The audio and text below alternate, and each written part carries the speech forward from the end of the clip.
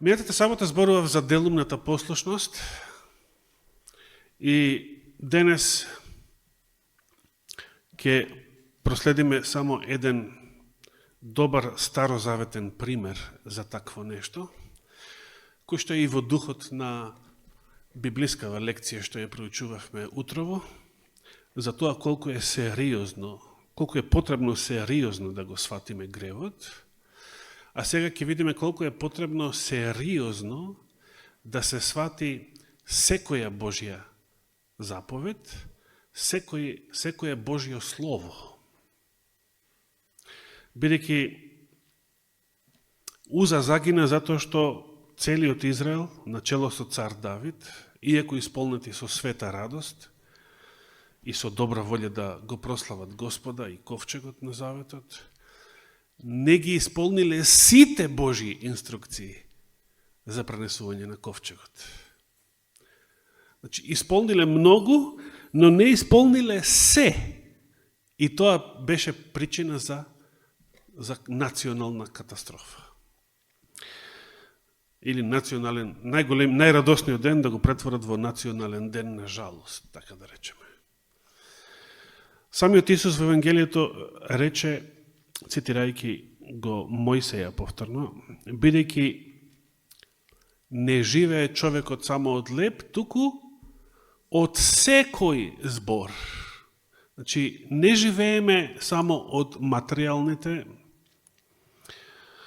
потреби и задоволства, туку не живееме ниту од само некои духовни зборови, благослови, искуства, туку од секое Божјо слово. Секое Божјо слово е битно. И како рече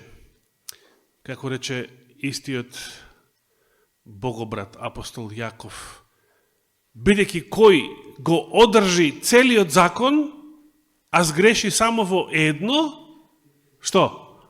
Јаков 2.10, се сеќавате на тој стих. Виновен ќе биде за се. Зошто толку строго? Дали е тоа строго? Го доживувате тоа како нешто строго? Како премногу строго? Дали помислуваме како Давид, кога сватил дека Уза загинал, затоа што го допрел ковчегот? Дали ја доведуваме во прашање Божјата праведност? Зошто, ако некој го одржи целиот закон, а сгреши само во едно, виновен ќе биде за се? Зошто Јаков ги напишал овие зборови? Зошто е тоа така? Затоа што тоа е природен закон. Тоа е природен закон. Цело е кога има се. 100%. Вие кога инсталирате некоја апликација или кога симнувате нешто од интернет, сакате процесот да заврши на 98%? И тука да заврши, сакате? Не, ако е помалку од 100%, ја немате апликацијата, програмата, било што, видеото. Треба да заврши процесот 100%. Тоа е логично, нели? Господ сака 100% или целосна послушност. Зошто? Господ го сака целото срце наше. Зошто? Уште еднаш да повториме. Дали е тоа фер? Тоа што го бара од наша страна? А колку ни дал? Колку дал Господ? Господ во Христа ни даде се. Господ жртвуваше се за нас. Дали е фер да бара се од нас? Фер е, нели? Тоа значи љубов. Се предаваш целиот за оној или она што ја љубиш. Целиот, бидејќи љубовта тоа те тера да правиш. Целиот, се даваш целиот. Не даваш 50%. Не даваш ниту само 80%. Не даваш ниту 99%.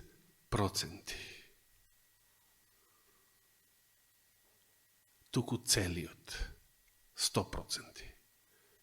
Целиот Христос, целиот Господ, целото срце. И преку Еремија му порача на Стариот Израел: ќе ме барате и ќе ме најдете кога? Тогаш кога ќе ме побарате со целото ваше срце. Господ одамна, многу одамна, дури векови пред Христа.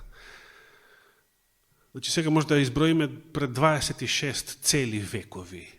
Господ ни е кажал формулата за неговата благодат, неговата сила, неговата моќ, што преместува и планини. Ке ме побарате и ке ме најдете. Но кога? Кога ке ме најдете? Кога ке ме побарате со целото ваше срце. А Господа не можеме да го излажеме. Ние може да излажеме некои други луѓе, не сите. Некои може и сите да ги излажеме кратко време. Некои може да ги лажеме подолго време, но не сите. Но можеме себе си да се лажеме и долго, и кратко време, и цел животен век.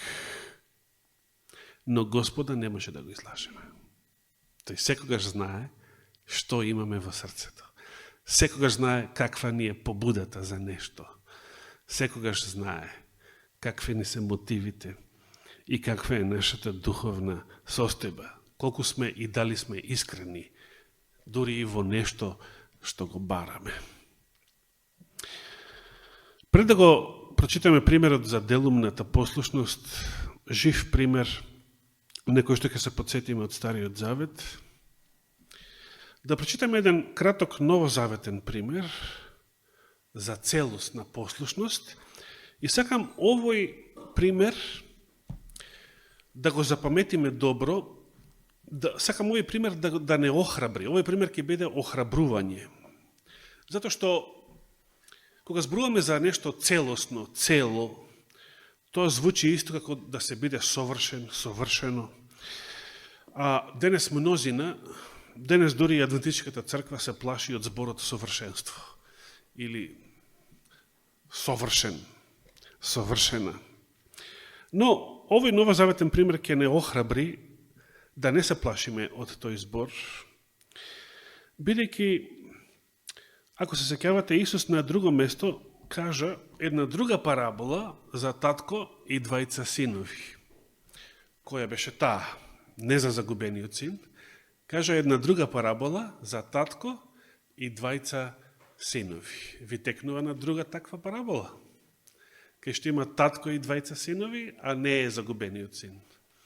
Не е таа. Ајде, сега ви текна? Не ви текна? Така, благодарам. Гледаш сцената, да не беше денес во црква, немаше никој да одговори на опрашање. Биди секоја сабота во црква. Благодарам. Исус рече, ова го наоѓаме во Матеј, 21 глава, 28 стих, зборувајќи им на фарисеите, на рабините, на учените теолози во Израел, на така наречениот крем, елита на избраниот народ. Но, како ви се гледа, еден човек имаше 2 сина, па дојде при првиот и му рече, што? Синко, оди и работи денес во лозието. Сте работеле во лозие? Исус ја почна параболата со зборовите, но како ви се гледа, како ви се чини, како ви изгледа. Тој одговори и рече, неќам, како што превел доктор Константинов, неќам, не сакам да работам. Веројатно бил многу мрзоволен и може би, како што велат, било нешто налутен, станал на лева нога, нешто не му било по кеф. инает, депресивен, хипохондричен, денес има секакви болести. Што и да било не е битно, важно неќам. Но после се предомисли и отиде. Што значи ова се предомисли? Би сакал да, предпоставам, му паднало жал, или му поминал инајтот, му паднало жал и за татко му, и што така се понел кон својот родител, и што така дрско и безобразно му возвратил, се покајал и отишол.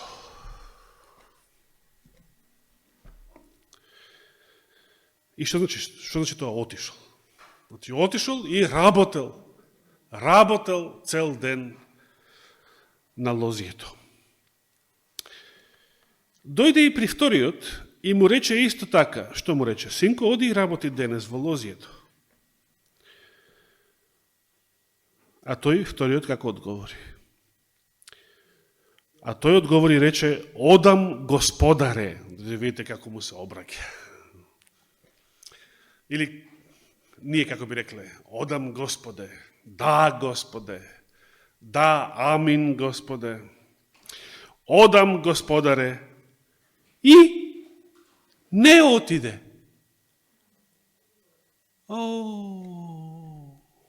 На кој ви личи ова? На кој ви личи ова? Ова е нешто познато. Личи ли ова на мене? Личи ли ова на нас? На евреите? Само на евреите? На адвентистите не личи? На христијаните не личи воопшто? Зашто Исус го кажал ова? Да, Господаре, одам Господаре, и не отиде. Не отиде. И тука завршува приказната за вториев. И сега после оваа кратка повест за двајцата синови, Исус го поставил, забележите, ова е битното прашање што сакам да го запаметиме. Како Исус го постави прашањето до учените теолози на Израел? Кој од двајцата што ја исполни татковата волја? Забележете како е поставено прашањето. Кој од двајцата синови ја исполнил татковата волја? Се разбира, прашањето не беше тешко, не морало да се има докторат по теологија од Ендрус или од не знам каде, за да, не морало да се биде ни учен фарисеј, ни книжевник во тоа време, какви што биле оние на кои што Христос им го поставува ова прашање, за да се одговори точно дека првиот од овие синови ја исполнил татковата волја. Само првиот ја исполнил. Да се вратиме кај првиот. Што беше случајот со првиот? Дали првиот беше совршено послушен на својот татко? Не, прво покажа инаед, неќам, не одам, дрскост или како сакате, мрза. Рековте, набројавте разни можни причини. Но, прашањето што го постави Исус беше кој ја исполнил, и одговорот што беше даден е дека тој првиот ја исполнил. Затоа и вие, драги браќа и сестри, драги пријатели што не гледате по интернет, и драги теолози, доктори, магистри и така натаму, што се плашите од зборот совршенство денес. Не се плашете од зборот совршенство. Добро е да си го задржиме понизното чувство дека ние не сме совршени. Дека ние не сме свети. Но, тоа не значи дека треба да живееме со свињите во гревот, во калта. Иако не бил совршено покорен на својот татко. За првиот син е напишано дека ја исполнил татковата волја. Дали забележувате што сакам да кажам? Иако нешто имало, иако имало пречки, иако имало и инает, иако имало, значи, сопка, иако... Може да помислите во текот на денот, особено не денес, во текот на работен ден, какви се искушенија, проблеми, сопки, стресни некои ситуации на работа, дома, пријатели, роднини, деца, особено деца. Какви се може да имате искушенија, кои што многу лесно може да бидат повод и за греф од ваша страна, и за погрешна реакција, и за погрешна постапка. Дури кога тоа се случува, не се предавајте, не се разочарувајте. Бидете како првиот син, но тој се предомисли, но тој се покаја, бргу се покаја и отиде и ја исполни татковата волја. Бидејќи глаголот исполни е зборот што Христос го користи, значи дека на крајот на првиот син што работел во лозјето, му се смета, му се покнижува дека и покажал целосна послушност. Иако не била целосна од почеток, сепак крајниот резултат е целосна послушност. Бидејќи Исус праша кој ја исполни. Што значи исполни? Дали ова шише е полно? Не. Што значи да го исполниш шишето? Со вода, со било што. 100%. До гору. 100%.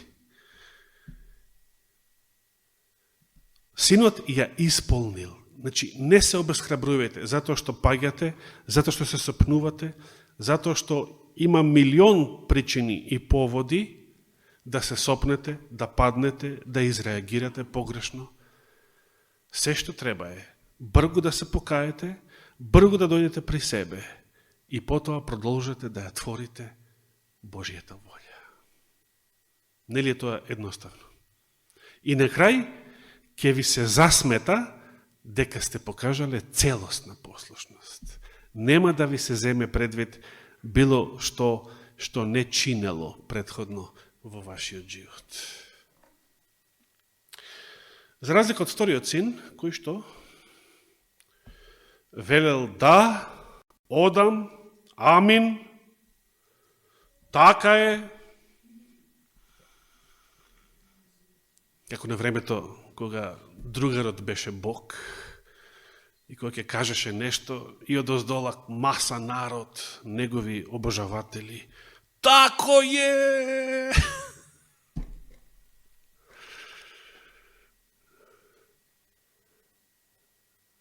А дали е стварно така? Дали ние веруваме дека е така? Оно што Господ Исус го кажува. Дали сакаме да му служиме? Дали му служиме? Дали ги извршуваме неговите зборови? Како мудриот човек што е изградил својата куќа на камен. Дали сме целосно послушни? Сега се вратиме на Стариот Завет и ќе се подсетиме на еден друг, се уште за мене многу фасцинантен пример. Ќе ве повикам да отвориме во првата книга на Царевите. Првата книга на Царевите, 13-та глава, или во православниот превод трета книга Царства. Пред да преминеме на 13-та глава, заради еден подобар историски контекст, ќе почнем да читам од 25-тиот стих на претходната 12-та глава и од таму ќе одиме понатаму до 13-та. Значи, прва книга на Царевите, во 12-та глава ќе почнем да читам од 25 стих, ова е времето кога царството се поделило на два дела, значи на северно Израелско и на јужно Јудино царство. Кој племења го сочинува јужното Јудино царство? Јуда и Венјамин, или по-еврејски Бенјамин. А кој племења го сочинува северното Израелско царство? Сите 10, останатите 10. Кои се тие ги знаеме на памет? Сепак ние да продолжиме. Значи, после смртта на Соломон и кога царство се подели во деновите на неговиот син Ровоам, Ровоам останал да биде цар само на Јудиното и Јужното царство, каде што били храмот, каде што били Јерусалим и ковчегот и сето тоа. А прв цар на Северното царство бил кој? Јеровоам. И тука се вели во 25 стих од 12 глава, Јеровоам го утврди Сихем во Ефремовата гора и таму се настани. Значи Сихем беше престолнината, првобитната престолнина на Северното Израелско царство. Таму каде што некогаш порано долго време со векови престојувал Божиот ковчег. Потоа излезе оттаму и го утврди Фануил, некој друг град. И сега, 26 стих, Јеровоам рече во своето срце. Што? Јеровоам ова не го кажал некому, туку Библијата вели рече во своето срце. Значи што? Си помислил. Сега царството би можело да му се врати на Давидовиот дом. Видите, само што почнал да владее, така да речем, иако не било баш на почеток, но ете прв цар на Северното царство, царството за кое што самиот Господ пророче дека ќе биде поделено заради гревовите на Соломон. И сега овој што доаѓа на чело на Северното царство, место да верува на Божиото слово, овој почнува да се плаши. Почнува да се плаши. Од што почнал да се плаши? Почнал да се плаши дека можеби, значи, повеќето од племињата, 10 на број, ќе му се вратат на Ерусалим, на двете јужни племиња, ќе му се вратат и јас ќе ја изгубам власта. И повеќе моето царство нема да постои. Ако овој народ продолжи да се искачува во Господовиот дом во Ерусалим, бидејќи и 10 племења од Северниот Израел, иако веќе беле посебна држава, каде оделе на поклонение? Во Ерусалим, бидејќи тоа било верата, тоа бил законот. Таму бил ковчегот, таму било свештенството, таму се пренесувале жртвите за грев, другите жртви, таму се празнувала Пасха, и сеници и другите празници. И Јеровоам се исплашил дека само од верските патувања кон Ерусалим, народот повторно ќе се приклони кон Ерусалим, кон Јужното царство и дека тој ќе ја загуби власта. И понатаму вели,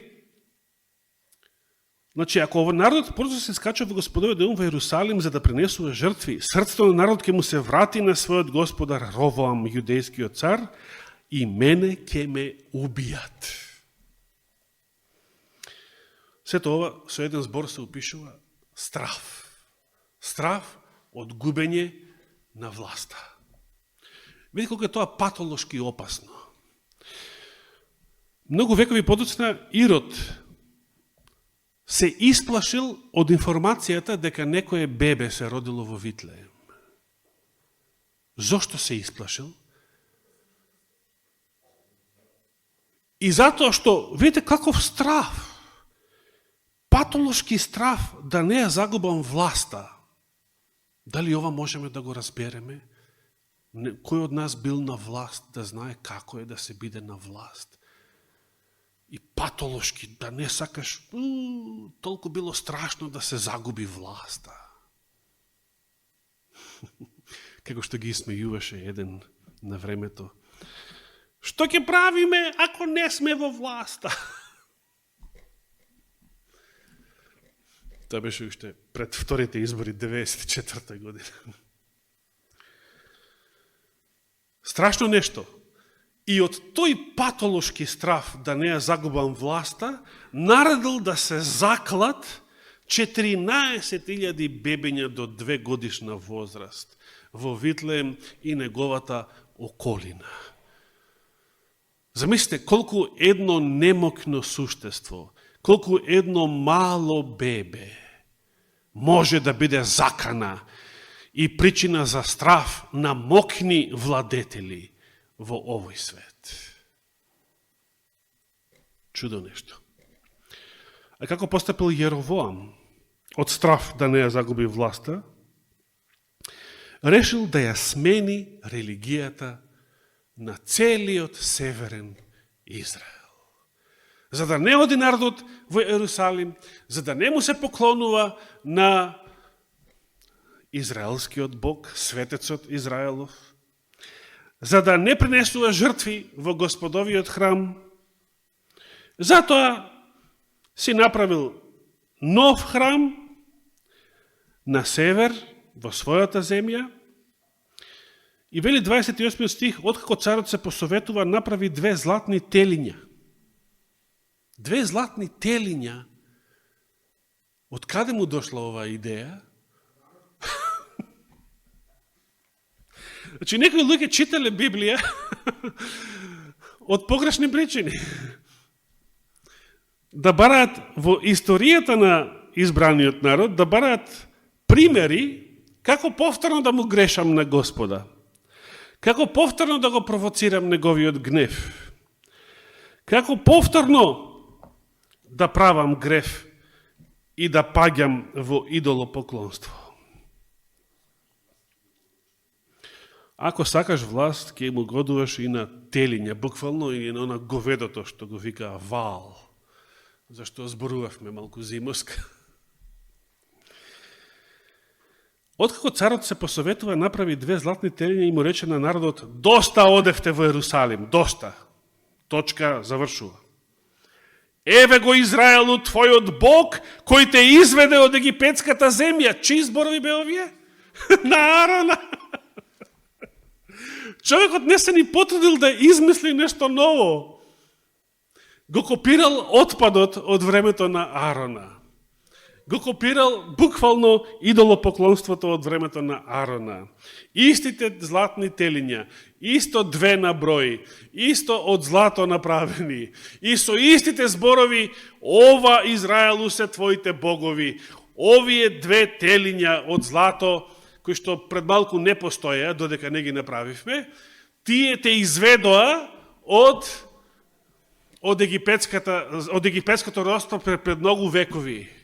Овие телиња што сега ги направивме, тие те изведоа од египетското робство пред многу векови, иако до пред малку овие телиња не постоја. Значи, гревот и идолопоклонството знаат да бидат многу глупави, страшно глупави. Суеверието со кое што се соочуваме деновиве може да биде многу глупаво, страшно глупаво, но сепак да биде жива реалност. Конечно, денес е задушница и имаме еден куп глупости по гробиштава и во нашата земја.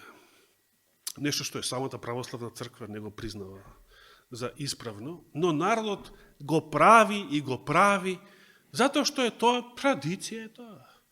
Така Јеровоам си вовел нова традиција и се надевал дека народот ќе се фати за таа нова традиција, за таа нова религија, само за да овој си ја сочува власта.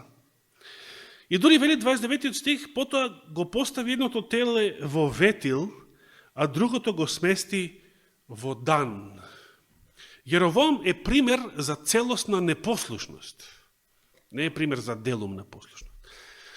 Меѓутоа, тој тој навистина сакал да го заведе целиот народ во ново идолопоклонство, како сите претходни лекции, сета претходна историја на Израел да била за џабе.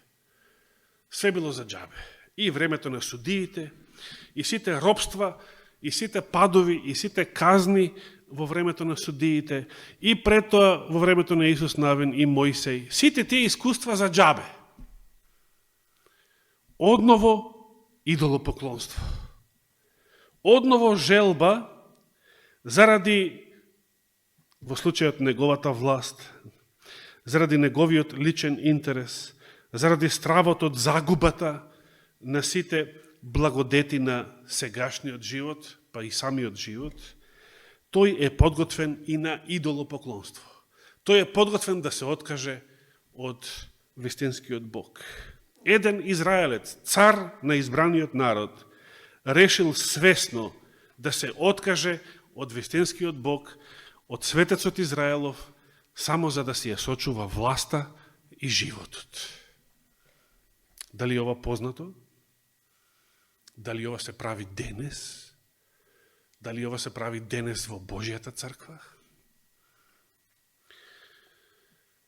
Ме плати Pfizer толку и толку долари, за да и јас ги рекламирам вакцините, за да и јас ги прогласам адвентистите за крдо и да ги повикам и тие да се имунизираат. Како што тоа ѓаволите го направија. Го прогласија цел свет за крдо, за животни ве сметаат. И ако ги слушате ѓаволите, и ако ним им верувате, тогаш што докажувате? Дека тоа што ве нарекуваат, дека тоа и навистина и сте. Дека сте животни. Дека сте мајмуни. Ке речат дека имате мајмунски сипаници, при тоа мислат на вас, не мислат на мајмуните од зоолошка град. На вас мислат кога велат мајмунски сипаници. Вие сте мајмуните.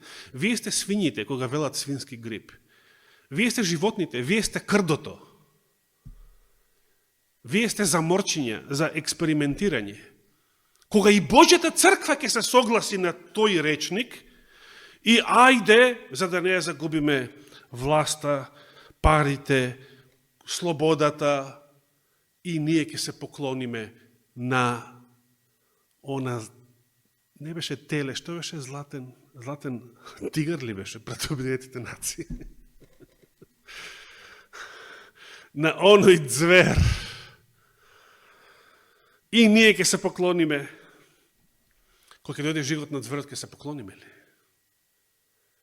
За да се сочуваме кожичката, за да се сочуваме платичката, да се сочуваме екзистенцијата. Пасте, тоа не е мала работа. Особено кога имаш деца, фамилија, еден куп проблеми. Тоа е сериозно и страшно искушение. Да, некој заради женичката. Но, Господ ќе дозволи да дојде такво искушение за да се покаже што? Дали тој ни е на прво место? Тој ми е на прво место или женичката? Или платичката? Или кожичката? Ова е сериозно искушение. Дали Господ ни е на прво место? Знаете што ќе покаже? Искушението ќе покаже. Испитот ќе покаже. Ништо, се што е пред испит, колку и да тврдиме, колку и да зборуваме, сме како Петар. Како првиот папа, Господи, овие можат, јас.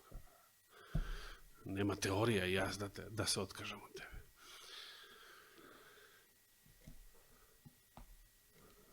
Историја која што е многу актуелна до ден денес. Историјата на Јеровоам е исто многу актуелна до ден денес, само што ден денес не се прави тоа вака, значи формите се менуваат, но суштината останува иста.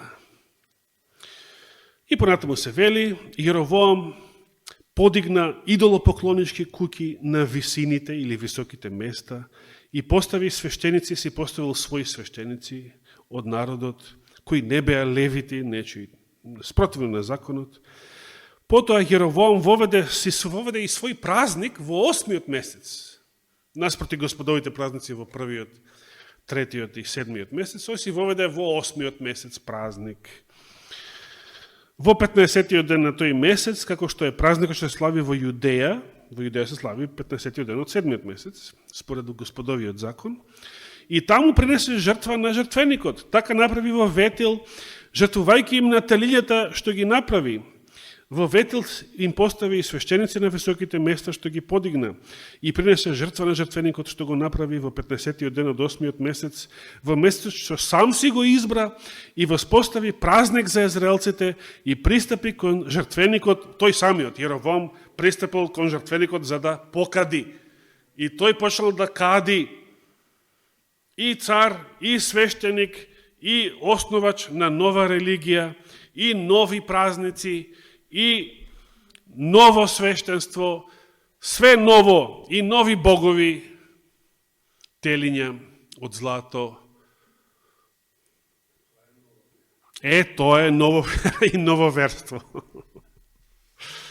А не да му се служи на единствениот вистински Бог, кој што е од вечноста. И на неговиот закон, кој што е многу стар. Толку стар, што денес множина христијани го нарекуваат Стар Завет. Значи, тоа не е нова вера, не може Стариот Завет да е нова вера. Иако ние не сме под законот и не сме во Стариот Завет, но така не нарекуваат, и тоа само заради саботата и ништо друго. А саботата не е нова вера. Таа е многу стара, нели? Што велат оние што не ја празнуват саботата? Тоа било Стар Завет. Па ако е Стар Завет, не може да е нова вера. Ако е Стар Завет, значи тоа е многу стара вера. И сега доаѓаме до 13-та глава. Имаме време да продолжиме со неја. Дали сум интересен за слушање или ви досадив? Покрај pouка и уште ова до сега. Јас искрено прашувам и сакам искрени одговори. 13-та глава ни зборува за еден анонимен Божи пророк. Замислете, еден човек Божи е наречен. Значи не е наречен ни како пророк. Еден Божи човек, ама никаде не му се кажа името него. Така да, брат Раде, ако постои спрашање како се викал овој човек, јас стварно не можам да ти кажам. Ниту постои податок, ниту во дух на пророштво, ниту во било какви вонбиблиски извори, ниту во еврејска традиција, ниту во христијанска традиција. Никаде не постои податок како се викал овој човек. Анонимен Божи човек.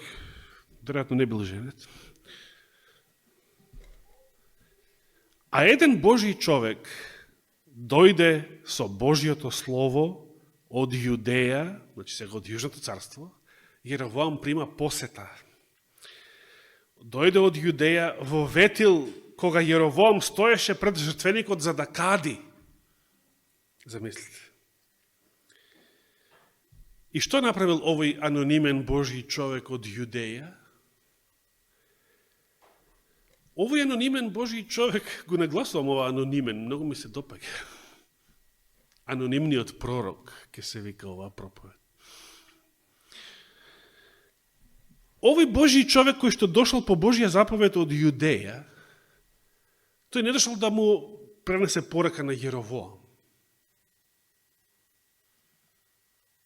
Јеровоам, со тоа што решил да им служи на телиња, тој самиот станал пониско, нешто пониско од теле, од телиња. Вие кога сте имали работа со телиња, се разнам дека Раде имал, вие други сте имали работа со телиња, разговарате со телињата, сте правиле муабет со телињата, сте се обиделе нешто, муабет да правите со телињата. Имаме телефони, имаме други телиња денес. Телефон, телевизор, теле што друго.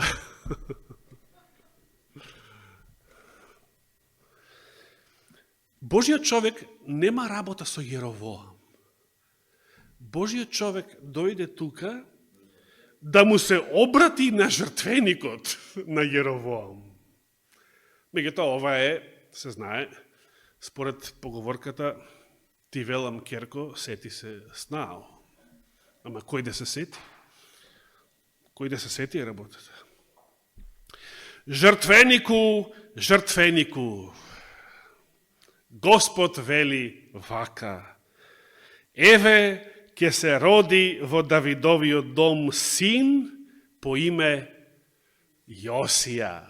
Пазите, ова е за 300 години во иднина кажано пророштво, ако не и повеќе. Ќе се роди во Давидовиот дом син по име Јосија. И тој што ќе направи Јосија после повеќе векови, тој ќе ги жртвува на тебе, на кого? На жртвеникот, на паганскиот, на идолскиот жртвеник што Јеровоам го изградил. Тој ќе ги жртвува на тебе свештениците на високите места, тие кои што кадат врз тебе, и тој ќе гори човечки коски врз тебе. Колку страшно, а за мене колку славно пророштво.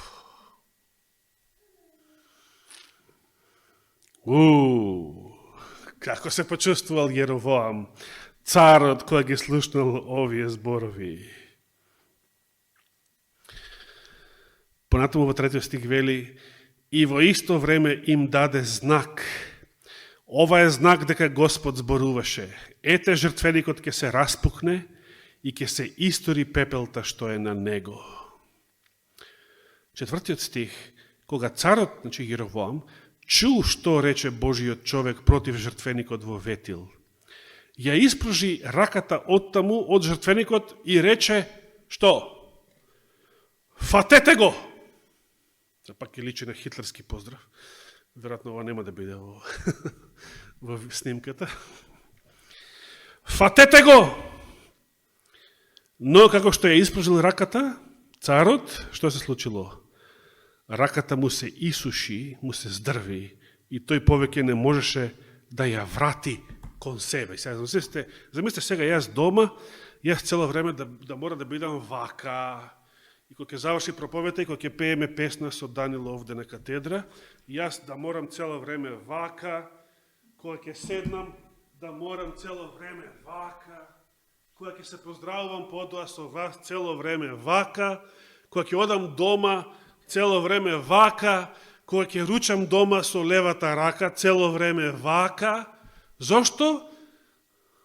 Затоа што не можам да ја повлечам раката кон себе. Страшно нешто. Сакате да доживеете ова нешто? Јеровоам го доживеал.